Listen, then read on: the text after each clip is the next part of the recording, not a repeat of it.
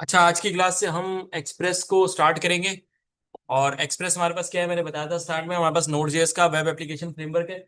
इसके अलावा node JS का इसको एक्सटर्नल कोर मॉड्यूल भी कहते हैं। जिस तरीके से हमने पढ़े थे कुछ मॉड्यूल्स के बारे में, नोड जेएस के मॉड्यूल्स के बारे में पढ़ा था, ग्लोबल मॉड्यूल को देखा था, नॉन ग्लोबल मॉड्यूल को देखा था। इसी तरह मैंने कहा था कि हमारे पास एक्सटर्नल मॉड्यूल्स वो वाले मॉड्यूल्स होते हैं नोड जेएस के, जिन्हें यूज करने के लिए हमें इंस्टॉल करना पड़ता है। तो हम एक्सप्रेस को अपने एप्लीकेशन में, अपने प्रोजेक्ट में यूज करने के लिए, एक्सप्रेस के फीचर्स को यूज करने के लिए हम इसे इंस्टॉल करेंगे। इंस्टॉल करके फिर हम इसके सारे के सारे फीचर्स को एक्सेस कर सकते हैं। इसके थ्रू हम एपीआईज भी बनाएंगे, जिनको हम फिर फ्रंट एंड के ऊपर बाद में जाके इंटीग्रेट करवाएंगे। तो एक्सप्रेस को हम यूज करते हैं डेटाबेस इंटरेक्टिविटी के लिए, डेटाबेस इंटीग्रेशन के लिए, डेटाबेस के साथ काम करने के लिए, और डेटाबेस के डाटा के थ्रू एपीआईज को बनाने के लिए हम एक्सप्रेस का यूज करते हैं। एक्सप्रेस के सिंटैक्स का यूज करते हैं। इसके थ्रू हम मिडिलवेयर्स भी बनाते हैं। इसके थ्रू हम सारा जो लॉगिन ऑथेंटिकेशन का काम होगा वो भी इसी के थ्रू किया करेंगे। फाइल अपलोडिंग का काम भी इसी के थ्रू करेंगे आगे जाकर। इसके अलावा पूरा का पूरा जो डेटाबेस का CRUD ऑपरेशन है, जिस तरह हमने लास्ट क्लास में एफएस के थ्रू CRUD ऑपरेशन किया था, मॉड्यूल के थ्रू किया था, फाइल का CRUD ऑपरेशन, कंप्लीट जो डेटाबेस का CRUD ऑपरेशन है वो भी हम एक्सप्रेस के थ्रू ही करेंगे। एक्सप्रेस के थ्रू हम मोंगोडीबी को कनेक्ट करेंगे और एक्सप्रेस के थ्रू हम सारा का सारा काम कर रहे होंगे। तो मैं यहाँ पे आके, हो गया, हो गया, मैं यहाँ पे आके अपने सॉफ्टवेयर को ओपन करता हूँ, एडिटर को।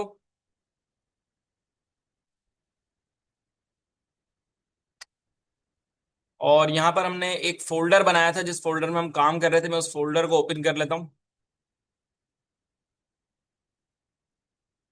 ठीक है, हमने यहाँ पे एक फोल्डर बनाया था नोड जेएस ट्रेनिंग के नाम से। इसमें हम सारा का सारा नोड जेएस का काम कर रहे थे। अगर मैं थोड़ा सा गो थ्रू कर लूँ सारे काम को, तो यहाँ पे हमने एक फर्स्ट प्रोग्राम डॉट जेएस की फाइल बनाई थी। उसमें आकर मैं जस्ट ये बता रहा था कि हम नोड जेएस का जब हम काम करेंगे तो कंप्लीटली हम क्या करेंगे, इंटरनली जावास्क्रिप्ट को ही यूज करेंगे। जावास्क्रिप्ट का फॉर लूप का यहाँ पे हमने सिंटैक्स कुछ लिखा था, कुछ कंसोल पे हमने प्रिंट करके देखा था। हम नोड जेएस के ग्लोबल मॉड्यूल कंसोल के बारे में पढ़ रहे थे, तो हमने चेक किया था कि कंसोल किस तरीके से हमें यहाँ पे सर्वर पे रन हो रही है फाइल, और उसके अकॉर्डिंग नोड कंसोल का सारा आउटपुट हमें टर्मिनल पे नजर आ रहा है। ये वाला काम हमने किया था। इसके अलावा हमने यहाँ पे कुछ बेसिक सा काम किया था। यहाँ पे बेसिक एपीआई एक क्रिएट की थी, हमने सर्वर बनाया था। सर्वर बना के हमने क्या किया था, हमने जेसन फॉर्मेट को रेंडर करवाया था अपने 3000 पोर्ट नंबर पर। इसके अलावा यहाँ पर हमने कोर मॉड्यूल डॉट जेएस की एक फाइल बनाकर इसमें एफएस मॉड्यूल के थ्रू फाइल एक क्रिएट की थी। स्टार्ट में जस्ट इंप्लीमेंट करके चेक कर रहे थे कि क्या हमारे पास आउटपुट आता है। नॉन ग्लोबल मॉड्यूल का इंपोर्ट करना सीखा था, किस तरह से इंपोर्ट करवाएंगे रिक्वायर का कीवर्ड लिखकर, और उसके अंदर यहाँ पे आके पास कराएंगे और इंस्टेंस बनाते हैं हर एक नॉन ग्लोबल मॉड्यूल का यूज करने से पहले। तो टोटली यही वाला सेंटेक्स, नोड जेएस का सेंटेक्स हम एक्सप्रेस में यूज कर रहे होंगे। इसमें कुछ भी चेंजेस नहीं होंगे। ठीक है, इसके अलावा यहाँ पे हमने फिर लूप टास्क किया था। यहाँ पे मल्टीपल फाइल्स को एक ही फोल्डर में हमने पास करवाया था, और यहाँ पे एक ये जो हमारा फोल्डर था जिसके अंदर हमें मल्टीपल फाइल्स को बनाना था, उसका पाथ को सबसे पहले उसके पाथ को गेट करवाया था। यहाँ पे जैसे कि फाइल्स की एग्जांपल दी हुई थी, तो फाइल्स के पाथ को हमने सबसे पहले यहाँ पे गेट किया था, और उसके बाद लूप चलाकर मल्टीपल फाइल्स इस फोल्डर के अंदर क्रिएट करवाई थी। इसके अलावा फिर नोडमॉन को हमने टेस्ट किया था, किस तरीके से नोडमॉन हमारे पास काम करेगा, कंटिन्यूसली लाइव फाइल्स को, सारी की सारी फाइल्स को रन कर रहा होगा। प्रोसेस ऑब्जेक्ट के बारे में पढ़ा था कि किस तरीके से एक हम अपना स्क्रिप्ट बना सकते हैं प्रोसेस के through. Process dot A R GB के नाम की जो प्रॉपर्टी है, उसमें एक एरे आ रहा है हमारे पास। उस एरे के अंदर मजीद वैल्यूज को किस तरीके से पुश करवाएंगे, नीचे कुछ भी कमांड में एडिशन कोई चीज लिख रहे होंगे तो वो एडिशनली एक और इंडेक्स नंबर ऐड हो रहा होगा हमारे ए आर जीबी वाले एरे के अंदर। तो ये वाली एक कमांड बनाई थी। एक पूरा प्रोग्राम एफएल्स का क्रिएट किया था, इसमें भी इंटरनली जावास्क्रिप्ट ही यूज हुई थी। नोड जेएस मैंने कहा था कोई हमारे पास लैंग्वेज या टेक्नोलॉजी नहीं है, तो ये टोटली जावास्क्रिप्ट को ही यूज करती। इसके अलावा फिर CRUD ऑपरेशन किया था, जो लास्ट क्लास थी मोस्ट इंपॉर्टेंट, उसमें हमने CRUD ऑपरेशन किया था। यहाँ पे सबसे पहले फाइल को हमने क्रिएट करवाया था, हमने फाइल को रीड करवाया था रीड फाइल के मेथड के थ्रू, और उसके अंदर आके UTF-8 नाम का ये एक डायरेक्टिव था जो हमने पास करा के हम कन्वर्जन करवा रहे थे अपने बफर फॉर्मेट में जो डाटा आ रहा था उसका अपने स्ट्रिंग फॉर्मेट। इसके अलावा फिर अपडेट कराया था, अपेंड करवाया था, फाइल के अंदर कुछ कंटेंट भिजवाया था, एडिशनली एक कंटेंट था उसको हमने सेव करवाया था, ये वाला कंटेंट पुश करवाया था हमारी फाइल के कंटेंट के अंदर। तो अपडेट होकर हमें कुछ डाटा नजर आ रहा था वहां पे। इसके अलावा फिर डिलीट करवाया था अनलिंक सिंक का मेथड यूज करके। तो ये वाले कुछ बेसिक्स थी जो हमने नोड जेएस में की थी। अब हम टोटली इसको जो है वो एक्सप्रेस में इंप्लीमेंट करेंगे, इन्हीं लॉजिक्स को। एक्सप्रेस के अंदर भी यही वाले मॉड्यूल्स बहुत सारे ऐसे हैं जो यूज होंगे, कुछ एडिशनल चीजें हैं एक्सप्रेस में। नोड जेएस में अगर आप 8-10 लाइन का कोड लिखते हो और वही काम आप एक्सप्रेस में करने जाओगे तो आप 3-4-5 लाइन में वो काम कर लोगे। तो एक्सप्रेस हमारे पास काम को शॉर्ट करता है, बहुत ज्यादा सिंपल फ्रेमवर्क है। और ये कोई फ्रंट एंड का फ्रेमवर्क नहीं है, बैक एंड का फ्रेमवर्क है। हम अपनी मर्जी से इसमें फाइल्स बना सकते हैं। कोई जरूरत नहीं है कि हम यहाँ पे स्पेसिफिक कोई डायरेक्टरी हमें ये प्रोवाइड नहीं करता, हम कंटिन्यूसली फाइल्स अपनी मर्जी से इसके अंदर बना सकते हैं। तो मैं सबसे पहले यहाँ पर आकर यहाँ पर आगे सबसे पहले मैं इस फोल्डर का नाम जरा चेंज कर देता हूँ। मैं यहाँ के कर देता हूँ node JS and express JS training, और इसे मैं अब अपने एडिटर में ओपन कर लेता हूँ।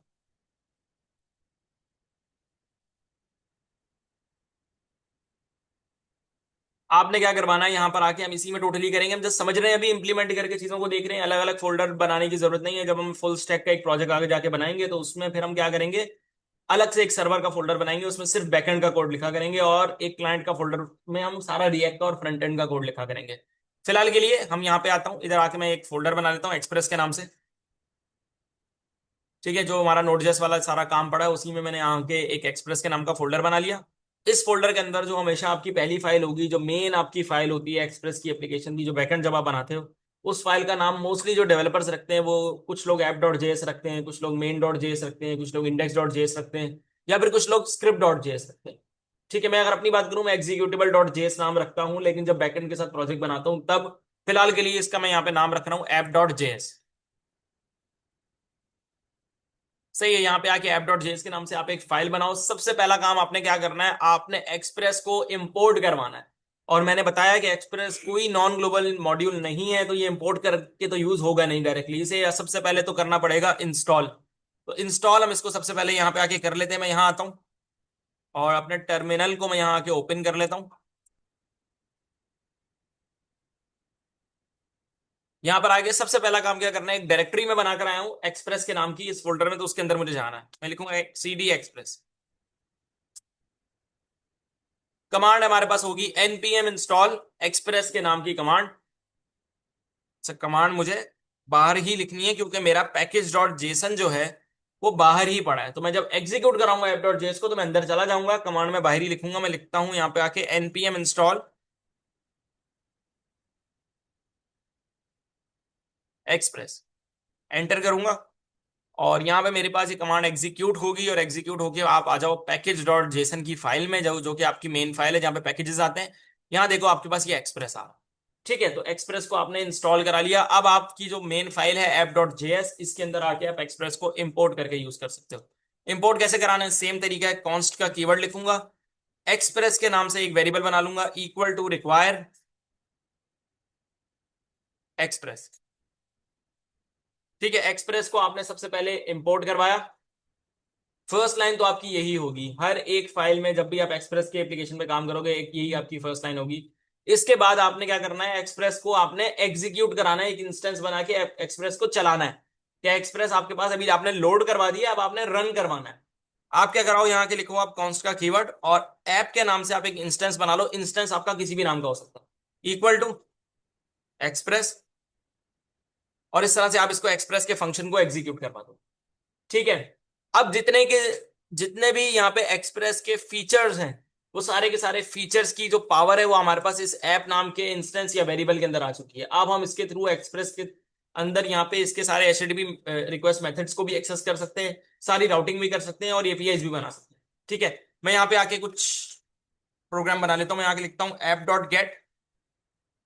अब यहाँ पे हमारे पास ना आगे जाके भी जब हम CRUD ऑपरेशन भी करेंगे और जितना डेटाबेस रिलेटेड काम भी करेंगे, या इवन सर्वर के साथ भी काम करेंगे, रेंडर भी कुछ ना कुछ कराना होगा, तो चार मेथड्स का आपको आइडिया होना चाहिए। मैं उसके बारे में एक एक करके जरा बता देता हूँ। हमारे पास गेट मेथड होता है, गेट HTTP मेथड होता है, पोस्ट HTTP मेथड होता है, हमारे पास पुट HTTP मेथड होता है, हमारे पास पैच HTTP मेथड होता है, और डिलीट HTTP मेथड होता है। ये हमारे पास कुछ मेथड्स होते हैं जो कि different type of operations perform करने के लिए हम यूज करते हैं। डाटा यहां से भिजवाना है तो पोस्ट यूज करेंगे, डाटा लेना है तो गेट यूज करेंगे, डाटा अपडेट कराना है तो पुट या पैच यूज करेंगे, डाटा डिलीट करवाना है तो डिलीट का यूज करेंगे। ठीक है, ये कुछ मेथड्स होते हैं, इनकी अपनी अपनी इनकी फंक्शनैलिटीज हैं। फिलहाल कुछ क्लासेस तक अभी हम डायरेक्टली, क्योंकि डाटाबेस इंटरेक्टिविटी नहीं कर रहे, सिर्फ राउटिंग करनी है, हमने कुछ ना कुछ आउटपुट देखना है, तो हम सिंपली गेट का ही यूज करेंगे। गेट हमें क्या करेगा, रिटर्न करके देगा, कुछ ना कुछ हमें मिलेगा आउटपुट के अंदर, हम सर्व हमें सर्वर कर रहा होगा। ठीक है, तो गेट का यूज करूंगा। यहाँ आके आपको दो पैरामीटर्स पास करने हैं, कुछ बेसिक सिंटेक्स है, उसको जरा हमने फॉलो करना है। दो पैरामीटर्स इसमें आके पास करने हैं। पहले पैरामीटर के अंदर यहाँ पे आप अपना बताते हो राउट, कि आपका क्या राउट होगा, किस यूआरएल के ऊपर आपने क्या रेंडर करना है ना बेसिकली, तो कुछ यूआरएल तो आपको यहाँ डिफाइन करना है। तो मैं पहला राउट यहाँ पे देता हूँ, ये स्लैश। मैं कह रहा हूँ मेरा जो होम पेज होगा, यानी कि जो मेरा मेन लैंडिंग पेज होगा, उसके ऊपर आपने मुझे दिखाना है इस कॉल बैक फंक्शन का आउटपुट। तो कॉमा लगाऊंगा बीच में, और उसके बाद यहाँ पर आके मैं एक कॉल बैक फंक्शन बना लूंगा। कॉल बैक फंक्शन एक फंक्शन के अंदर एक पैरामीटर होता है, ठीक है। तो मैं यहाँ पर आके एक कॉल बैक फंक्शन बनाता हूँ, एरो ऑपरेटर का यूज करूंगा, करली ब्रेसेस बनाऊंगा, इसके अंदर आ जाऊंगा।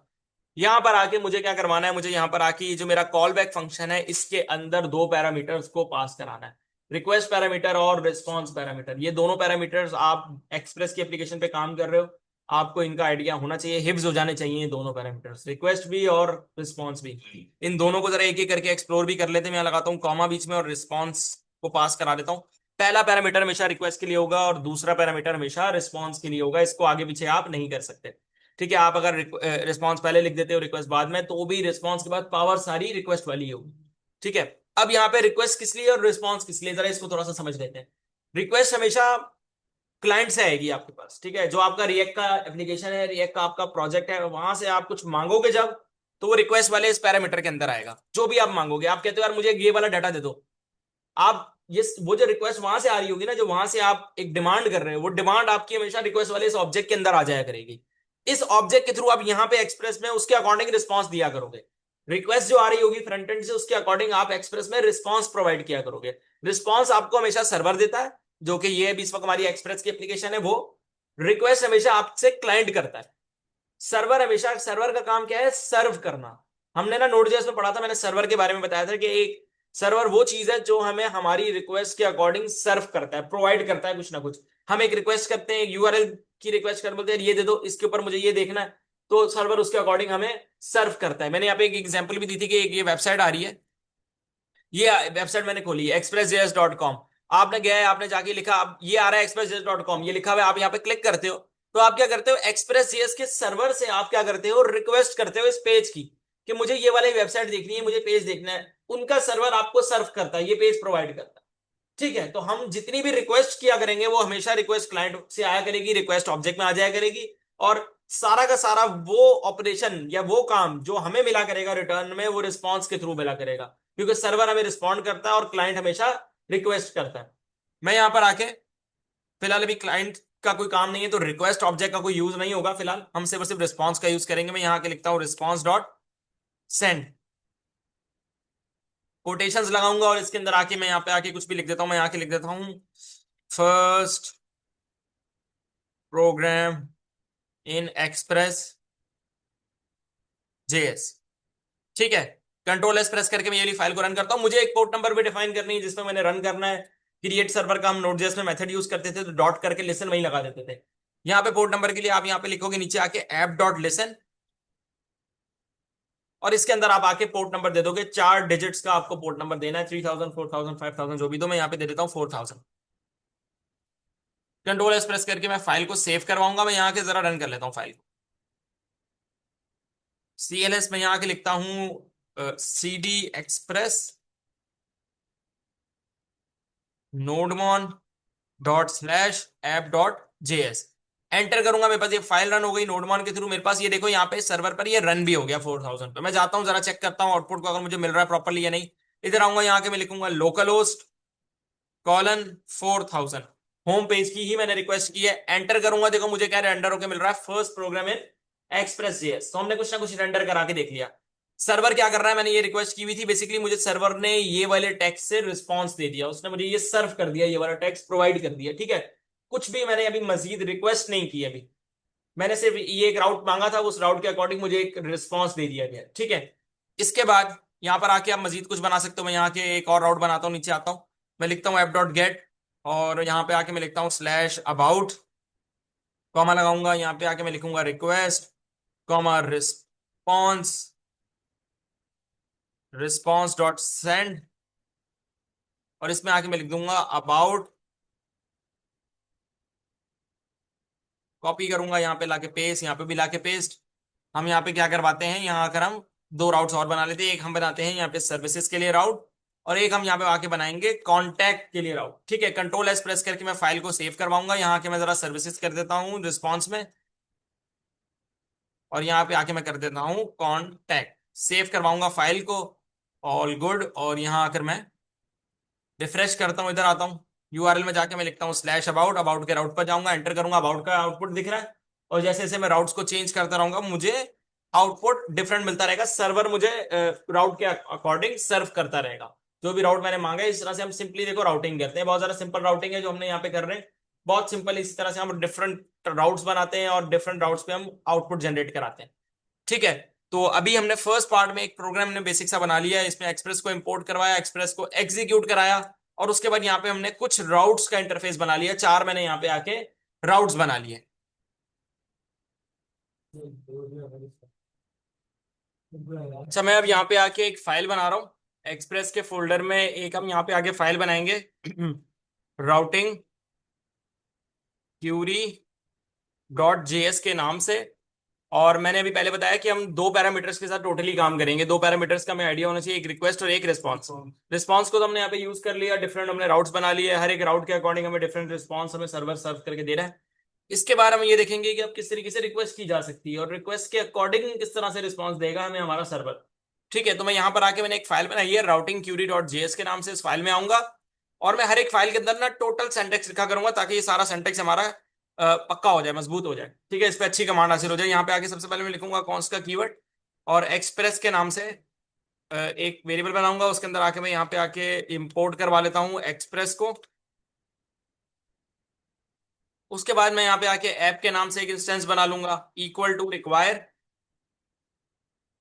और यहाँ पे आके मैं अच्छा, यहाँ पे आके मैं एक्सप्रेस को एग्जीक्यूट करवा दूंगा इस तरह। ठीक है, उसके बाद यहाँ पे आके एक राउट बना लेते हैं जल्दी से। मैं यहाँ के लिखता हूँ एफ डॉट गेट, और यहाँ पर आके मैं इस तरह से कुछ लिख लेता हूँ स्लैश अबाउट, कॉमा लगाऊंगा। उसके बाद यहाँ पे मैं रिक्वेस्ट पहला पैरामीटर दूंगा कॉल बैक फंक्शन का, और रिस्पॉन्स में मैं दूसरा पैरामीटर दे दूंगा। यहाँ पर आके मैं सिंपली यहाँ पे लिखता हूँ रिस्पॉन्स डॉट सेंड, और यहाँ पे आके मैं ये टेक्स्ट पास करवा लेता हूँ routing Curie Inn Express JS. नीचे आता हूँ एफ डॉट लिसन, और पोर्ट नंबर के ऊपर यहाँ पे आके मैं 2000 पोर्ट नंबर पर इसे रन करा देता हूँ। कंट्रोल एस प्रेस करके फाइल को सेव करवा दूंगा। मैं यहाँ के लिखूंगा nodemon dot slash routing query dot JS, enter करूंगा, मेरे पास ये फाइल रन हो गई। ठीक है, उसके बाद यहाँ पे एक इशू ये आता है कि मोस्टली जो स्टूडेंट्स और डेवलपर्स भी कहते हैं कि यहाँ पे ना आप ऐप डॉट लिसन के अंदर एक कॉल बैक फंक्शन पास कराओ ताकि आपको जब ये फाइल रन हो तो एक मैसेज शो हो जाए सर्वर स्टार्टेड। ठीक है, तो यहाँ पे आके ये ऑप्शनल होता है सेकंड पैरामीटर इसमें पास कराना, मर्जी है, आप चाहो तो यूज करो, ना चाहो तो कोई मसला नहीं है, लेकिन मोस्टली मैं रेकमेंड ये करूंगा कि आप करो यूज, मोस्टली डेवलपर्स अब ये यूज कर रहे हैं। आप यहाँ पे आके लगाओ कॉमा, और यहाँ आके आप एक कॉल बैक फंक्शन बना लो इसके अंदर, उसमें आके पास करवा दो console डॉट लॉग के ऊपर सर्वर स्टार्टेड। कंट्रोल एस से मैं सेव कराऊंगा, देखो सर्वर स्टार्टेड का यहाँ मैसेज आ रहा है। अब जब भी ये फाइल रन हुआ करेगी तो हमें पता चल जाएगा कि पोर्ट नंबर पे फाइल चल रही है, सही है। अच्छा, उसके बाद जाके जरा चेक कर लेते हैं, इधर आता हूँ, यहाँ पर आके मैं लिखता हूँ 2000, एंटर करता हूँ। अच्छा जी, कैनॉट गेट आ रहा है क्योंकि होम पेज का हमने राउट बनाया नहीं, स्लैश अबाउट देना है, मैं यहाँ के लिखूंगा स्लैश अबाउट, एंटर करूंगा, routing Curie Inn Express JS के टेक्स्ट मेरे पास आ गए। ठीक है, अब मैं ये चाहता हूं कि मैं क्लाइंट साइड से, यानी कि मैं क्लाइंट हूं और मैं कुछ ना कुछ रिक्वेस्ट करूंगा, और मैंने बताया कि जब भी मैं कोई रिक्वेस्ट किया करूंगा वो रिक्वेस्ट वाले पैरामीटर में आया करेगी। सर्वर जो जो फीचर्स प्रोवाइड कर रहा है वो एक रिस्पॉन्स दे सकता है, वो मुझे रिस्पॉन्स वाले पैरामीटर के थ्रू दे रहा है, मैं सेंड करवा रहा हूं और मुझे रेंडर होकर पेज पे नजर आ रहा है ये वाला टेक्स्ट। मैं क्या कराता हूं, मैं यहाँ आके कुछ इस तरह से आता हूं, मैं यूआरएल में आता हूं अबाउट में, और मैं यहाँ के लिखता हूं question mark name equal to Ali. क्या लिख रहा हूं, name equal to Ali, enter करता हूं, मेरे पास अगेन वही रिस्पॉन्स आ रहा है जो रिस्पॉन्स मैं डिफाइन करवा के आया हूं, जो सर्वर ने मुझे रिस्पॉन्ड करना है वो वही रिस्पॉन्ड कर रहा है मुझे, यानी कि वो मेरे दिए हुए पैरामीटर को जो मैं यूआरएल में दे रहा हूं उसको गेट नहीं कर रहा।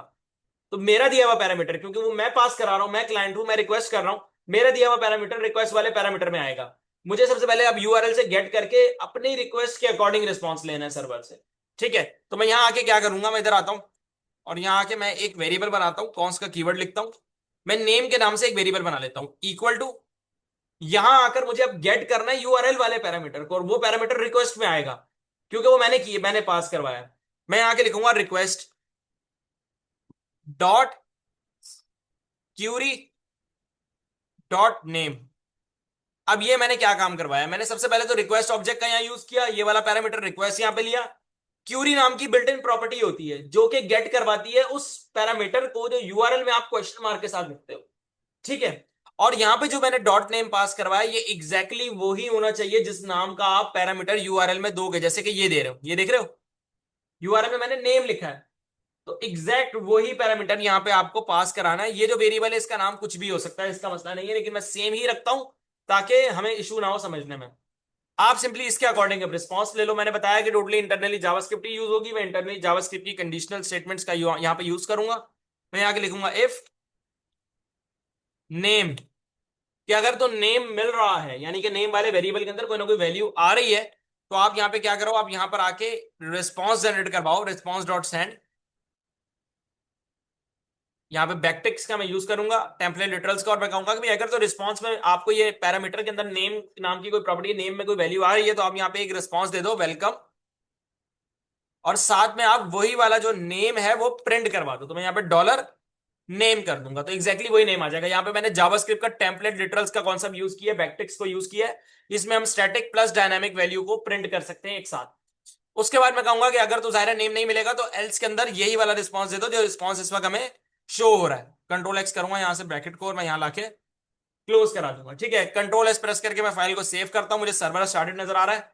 मैं इधर आऊंगा यहाँ की मैं एंटर करता हूं, तो देखो वेलकम अली मुझे रिस्पॉन्स में मिल गया, क्योंकि यूआरएल में मैंने नेम इक्वल टू अली किया हुआ है। ठीक है, मैं यहाँ आके कोई पैरामीटर चेंज करता हूँ, मैं यहाँ के लिख देता हूँ अहमद, एंटर करता हूँ, वेलकम अहमद आ गया।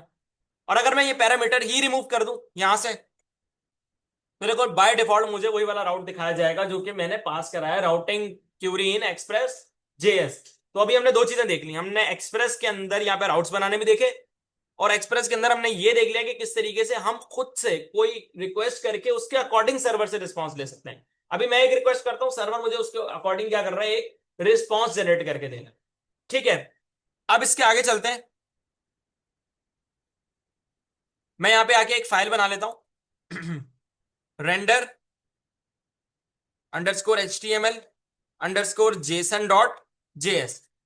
ठीक है, यहाँ पे मैंने एक फाइल बनाई, इसके अंदर आके हम टोटली क्या करवाएंगे, हम अपना HTML कंटेंट और जेसन कंटेंट को क्या करेंगे, रेंडर करवाएंगे, अपने सर्वर पे रन करवाएंगे। ठीक है, जिस तरह हमने नोड जेएस में सर्वर बनाते टाइम हमने ये दोनों कंटेंट्स रेंडर करवाए थे, और उसकी फिर एडिशनली हमने हेडर्स पास किए थे एडिशनल इन्फॉर्मेशन के तौर पे कि भाई ये मेरा कंटेंट है, ये इसकी टाइप है। यहाँ पे हमें कुछ हेडर्स प्रोवाइड करने की जरूरत नहीं होती, डायरेक्टली एक्सप्रेस हमारे इस सारे के सारे फॉर्मेट को गेट करता है और समझता है इस लैंग्वेज को। ठीक है, तो मैं यहाँ के सबसे पहले एक्सप्रेस को इंपोर्ट करवाऊंगा। मैं यहाँ लिखता हूँ कॉन्स्ट का कीवर्ड एक्सप्रेस के नाम से एक वेरिएबल बनाता हूँ रिक्वायर एक्सप्रेस को, मैं यहाँ पे इंपोर्ट करा लूंगा। कॉन्स्ट का कीवर्ड ऐप के नाम से इंस्टेंस बना के मैं एक्सप्रेस को यहाँ पे एग्जीक्यूट भी करवा दूंगा। ऐप डॉट गेट, इसमें आके मैं एक होम पेज का राउट बनाऊंगा, कॉमा लगाऊंगा, रिक्वेस्ट कॉमा रिस्पॉन्स,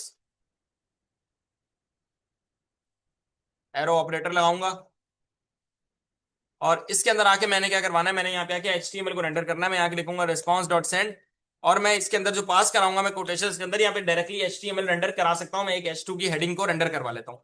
मैं यहाँ लिखता हूँ H2, और इसके अंदर मैं यहाँ पे आके लिख दूंगा रेंडरिंग HTML हेडिंग।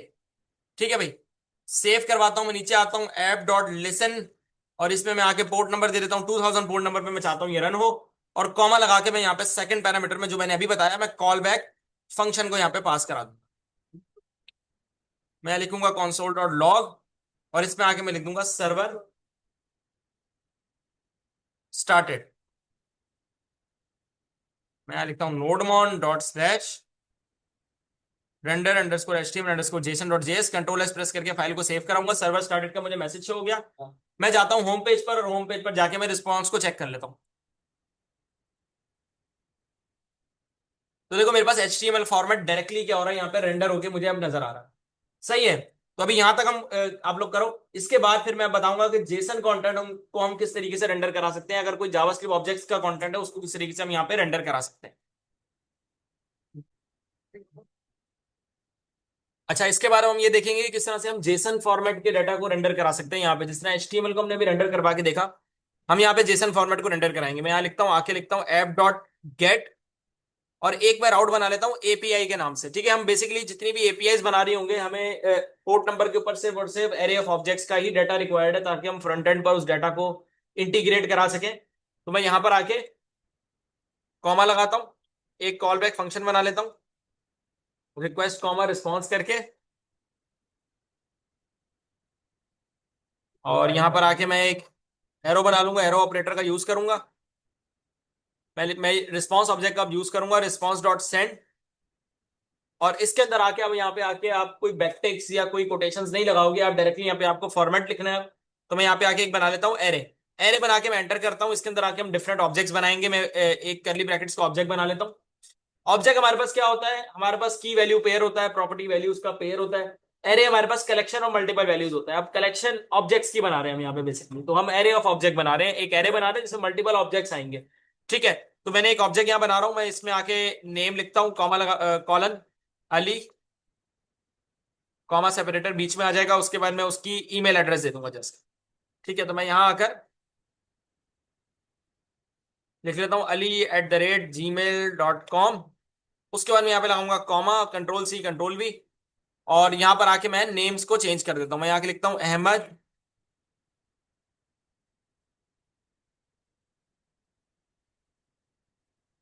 इधर हम हसन का रिकॉर्ड ऐड कर लेते हैं, और नेम भी मैं दे देता हूँ यहाँ पे हसन। ठीक है, तो मैंने एक एरे बनाया, एरे के अंदर 3 ऑब्जेक्ट्स बना लिए, इसको मैं रेंडर करवाऊंगा। कंट्रोल S प्रेस करके मैं सेव कराता हूँ फाइल को, और मैं एपीआई वाले राउट पे चले जाता हूँ। कंट्रोल C से इसे मैं कॉपी करूंगा, इधर आता हूँ और यहां आकर मैं लिखता हूँ आके /API, एंटर करता हूँ। देखो मेरे पास ये वाला फॉर्मेट आ रहा। ठीक है, एरे ऑफ ऑब्जेक्ट का फॉर्मेट आ रहा है, मैं प्रिटी प्रिंट पे क्लिक करूंगा, प्रॉपर्ली एक फॉर्मेट आ रहा है। मैं अगर चाहूँ तो इसको फ्रंट एंड पे इंटीग्रेट यहीं से करा सकता हूँ। एक्सियोस का यूज करते मैं फ्रंट एंड का जो मेरा रिएक्ट का अगर प्रोजेक्ट होगा उसमें मैं इसको सारे के सारे डाटा को गेट करके फेच कर सकता हूँ डायरेक्टली। ठीक है, हमने एक्सटर्नली भी आप लोगों ने देखा होगा किस तरह से रिएक्ट के प्रोजेक्ट में हम यूज इफेक्ट हुक का यूज करते हुए उसके अंदर लाकर किसी दूसरी वेबसाइट से कोई फेक जेसन की या कोई फेक एपीआई उठा के हम फेच करते थे। तो अब आपने अपनी एपीआई बना ली है कि यहाँ पे स्टैटिक कंटेंट के साथ, अभी डायनामिक नहीं है, अभी डेटाबेस से नहीं आया है डाटा, खुद लिखा है हमने, लेकिन एक एपीआई हमने बनाना देख लिया कि किस तरह से हम यहाँ पे एपीआई को बना सकते हैं। नेक्स्ट जो हमारी क्लास होगी उसमें हम ये सीखेंगे किस तरह से एक्सप्रेस जेएस के थ्रू हम यहाँ पे अपनी एचटीएमएल की फाइल्स को रेंडर कर सकते हैं। एक ऐसी फाइल जिसकी एक्सटेंशन ही डॉट एचटीएमएल है, उसको किस तरह रेंडर करना है, ईजेएस का क्या कॉन्सेप्ट होता है, मिडलवेयर्स क्या होते हैं, आगे आने वाली क्लासेस में हमने सारी चीजों को देखना है। तो ये जितनी चीजें हमने अभी कवर की है इसकी ना बहुत ज्यादा प्रैक्टिस की जरूरत है। इसकी प्रैक्टिस करेंगे नोड जेएस से प्रैक्टिस, तो सारे के सारे जो कॉन्सेप्ट्स है ना एक एक करके सारे क्लियर होंगे, और एक नहीं दो नहीं मल्टीपल टाइम्स प्रैक्टिस करनी है इन सारे कॉन्सेप्ट्स की, इन सारी चीजों की। ठीक है जी, थैंक यू।